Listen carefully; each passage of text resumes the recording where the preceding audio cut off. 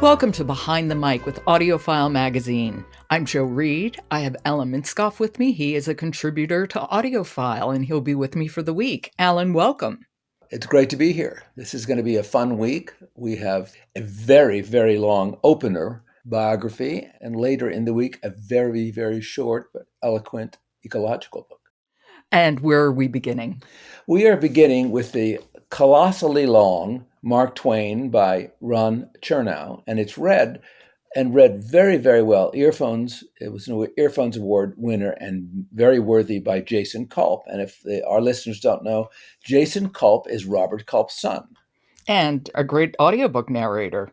Yeah, in his own right, he's a first-rate audiobook narrator, and this truly proves it. This has gotten somewhat mixed reviews, so tell me what you think about Mark Twain by Ron Chernow.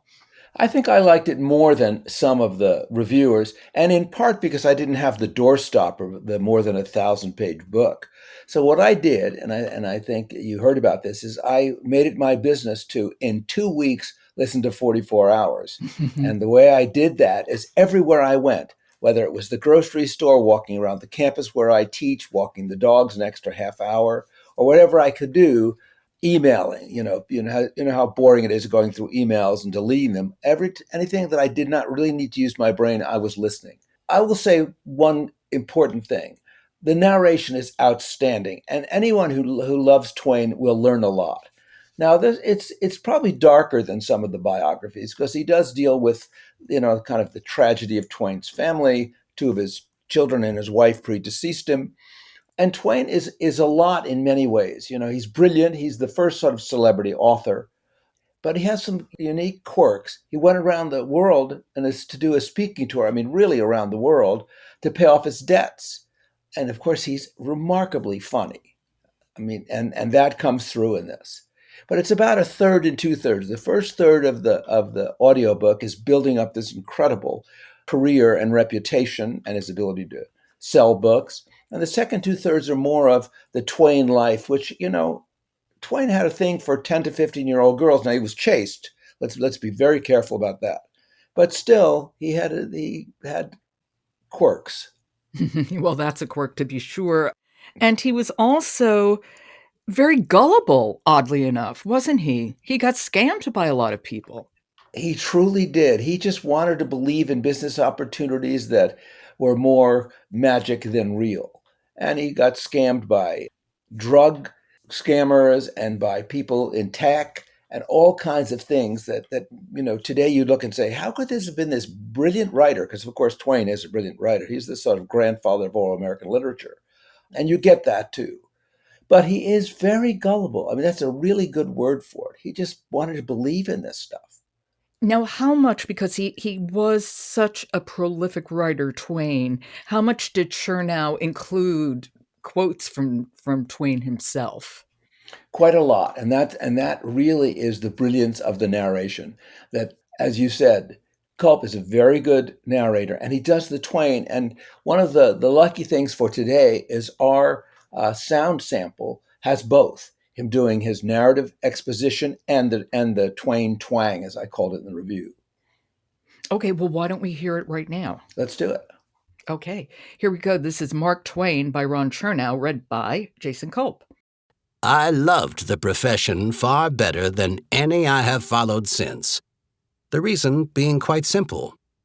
A pilot, in those days, was the only unfettered and entirely independent human being that lived in the earth.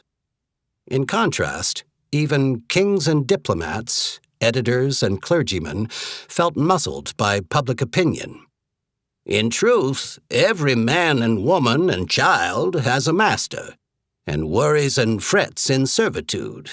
But in the day I write of, the Mississippi pilot had none. That search for untrammeled truth and freedom would form a defining quest of Mark Twain's life. He does have a good twang, but even more than that, the intonation is so convincing. It really is an excellent, excellent reading. Yeah, he moves his voice and his mouth. I mean, Twain just sounds like a different person, and that is a talent.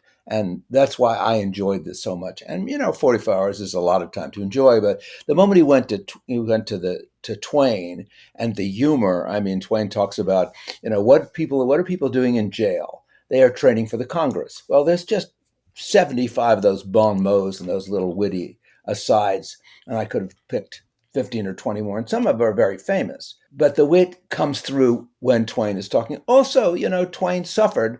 He had this great love affair with his wife, and his wife predeceased him. And there was a lot of sickness in the Twains, including him. He had bronchitis and a whole raft of other ailments. And yet he still was an incredible world traveler, lived, I don't know, a big chunk of his life abroad. So that is Mark Twain by Ron Chernow, read by Jason Culp, and it is an Earphones Award winner. 44 Hours, recommended by Alan Minskoff. And you can find out the rest of Alan's listening adventures with Mark Twain at audiofilemagazine.com. Alan, I will speak to you tomorrow. And I look forward to it. As do I. Thank you. Support for today's episode comes from Night Watcher, a psychological thriller read by Will Collier and Helen Laser, with an exclusive author's note from Daphne Wollstonecroft. If you like Behind the Mic, leave us a rating, and don't forget to follow us on the platform of your choice. I'm Jo Reed. I'll talk to you tomorrow.